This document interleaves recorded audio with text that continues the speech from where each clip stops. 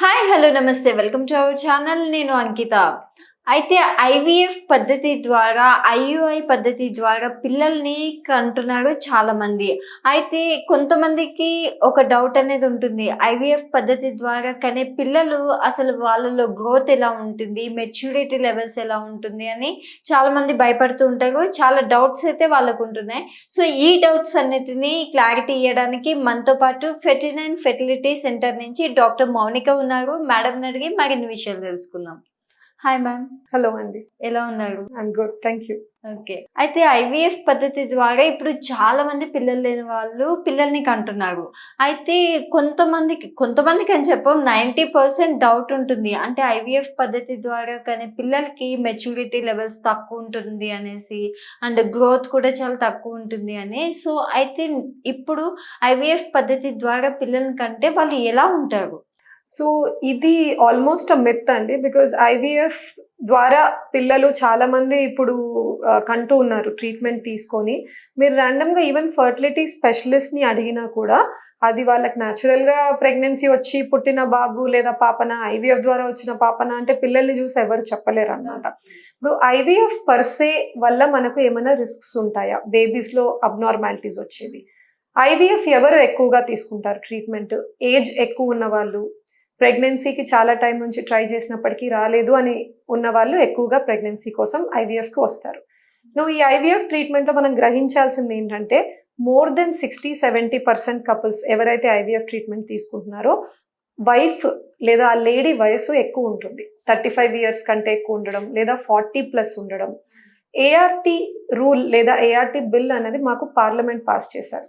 వాళ్ళు ఏం చెప్తారు అంటే, సో ఏజ్ వరకు మాత్రమే మేము ఈ ఫర్టిలిటీ ట్రీట్మెంట్స్ ఇవ్వడానికి అలౌడ్ ఉంటుంది. బియాండ్ సర్టన్ ఏజ్ మేము ఇవ్వకూడదు.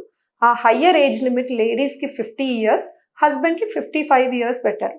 అంటే ఒక లేడీ 47 ఇయర్ ఓల్డ్ వచ్చినా కూడా మేము ట్రీట్మెంట్ డినై చేస్తాం. సో అటువంటి ఏజ్ గ్రూప్లో మేము ఎక్కువగా తీసుకునేది ఐవీఎఫ్ ట్రీట్మెంటే. సో ఐవీఎఫ్ ట్రీట్మెంట్లో ఆ లేడీ ఎగ్స్ వాడినప్పుడు సొంత గుడ్లు, సో ఆ గుడ్ల వయసు కూడా ఎక్కువగా ఉంటుంది. పుట్టినప్పుడే లేడీ ఫిక్స్డ్ నంబర్తో పుడతారు కాబట్టి మన చర్మము లేదా how we are changing with age, అలానే ఎగ్ క్వాలిటీ కూడా తగ్గిపోతూ వస్తుంది. సో తన సొంత గుడ్లతో తీసుకొని కణం వేసి తయారైన పిండము ఆబ్వియస్లీ అబ్నార్మల్ ఉండే అవకాశాలు కొంచెం ఎక్కువగా ఉంటాయి ఏజ్ ఫ్యాక్టర్ వల్ల. నువ్వు సేమ్ లేడీ న్యాచురల్గా ప్రెగ్నెన్సీ అటైన్ చేసిన, ఐవీఎఫ్ ద్వారా ప్రెగ్నెన్సీ అటైన్ చేసిన ఆ లేడీలో తయారయ్యే పిండం అబ్నార్మల్ ఉండే అవకాశాలు, మిస్క్యారేజ్కి దారి తీసే అవకాశాలు, లేదా మంచిగా ముందుకు ప్రోగ్రెస్ అయ్యి స్కాన్లలోనూ బ్లడ్ టెస్ట్లోనూ బేబీలో ఏదో జన్యుపరంగా ప్రాబ్లం ఉంది అన్న బయటపడే అవకాశాలు అన్నీ కూడా ర్యాండమ్గా ఎక్కువగానే ఉంటాయి. ఐవీఎఫ్ వల్ల మనకు యాడెడ్ రిస్క్ రావడం, బయట ల్యాబ్లో పెరుగుతుంది, ఏదో రేడియేషను, ఏదో కెమికల్స్ వాడుతున్నారు, దానివల్ల మనకు జెనెటిక్ అబ్నార్మాలిటీస్ ఉంటాయి అన్నదైతే ఇట్ ఈస్ అన్లైక్లీ అండి. యూజువలీ ఐవీఎఫ్ ట్రీట్మెంట్ పర్సే ఏవి ఇంక్రీజ్ చేయట్లేదు.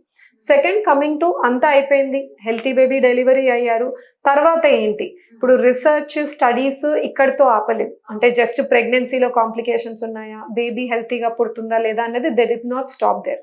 ఒక కెనడియన్ రీసెర్చ్ ఉందండి. వాళ్ళు ఏం చేశారు అంటే, they kept the research continuing.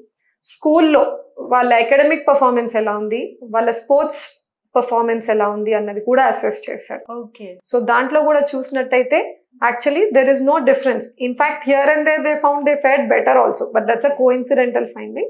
కానీ ఎక్కువగా ఏంటి చూసారు అంటే, అకాడమిక్గా కానీ ఈవెన్ ఫిజికల్ యాక్టివిటీస్లో కానీ ఐవీఎఫ్ ద్వారా పుట్టిన పిల్లలు వీక్ ఉండడము లేదా వేరే పిల్లలతో పోలిస్తే డిఫరెంట్గా ఉండడం మాత్రం ఎవరు చూడలేదు. This is all about age factor.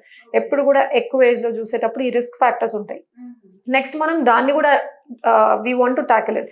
అంటే ఎక్కువ ఏజ్ గ్రూప్లో ఉన్న వాళ్ళకి, తక్కువ ఏజ్ గ్రూప్ ఉన్న వాళ్ళకి సక్సెస్ రేట్స్ వేరుగా ఉంటాయి. కాబట్టి ఆ ఎక్కువ ఏజ్ గ్రూప్లో ఎవరైతే వాళ్ళ గుడ్లతోనే వాళ్ళ ఐవీఎఫ్ ట్రై చేయాలనుకుంటున్నారో, పిండం తయారైన తర్వాత టెస్ట్ చేసుకోమని చెప్తాం. PGTA, pre implantation genetic testing for ఎన్యూప్లాయిడీస్.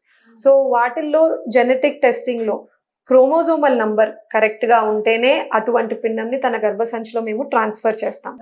Right away మనకు టెస్ట్లో అబ్నార్మల్ ఉన్నాయి, తప్పు ఉంది, జన్యుపరంగా ఏదో లోపం ఉంది అన్న ఎంబ్రియోస్ ట్రాన్స్ఫర్ చేయకుండా డిస్కార్డ్ చేస్తాం.